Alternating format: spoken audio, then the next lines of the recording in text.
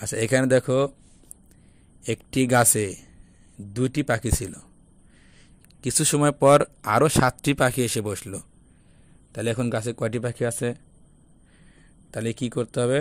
তোমাকে যোগ করতে হবে। যেহেতু বেশি আছে, তাহলে প্রথমে ছিল 2টি, পরে আসে বসে 7টি। তাহলে 2, 3, 4, 5, 6, 7, 8, 9, মোট 9টি।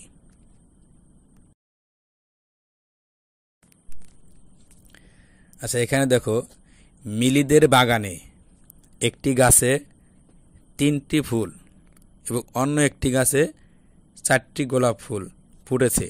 তাহলে বাগানে মোট কয়টি ফুল ফুটেছে? তাহলে দেখো একটি গাছে কয়টি আছে? 3টি। ওই একটি গাছে কয়টি আছে?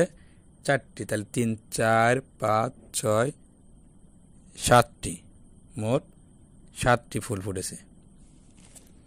আচ্ছা, এই যে এখানে দেখো একটি বাগানে 5টি প্রজাপতি খেলা করছিল। পরে আরও 3টি প্রজাপতি আসলো। তাহলে এখন মোট কয়টি হলো? দেখো এখানে প্রথমে ছিল 5টি, আরও 3টে আছে। তাহলে কি বেশি হয়েছে না? বেশি হলে যোগ করতে হবে। তাহলে 5, 6, 7, 8, মোট 8টি।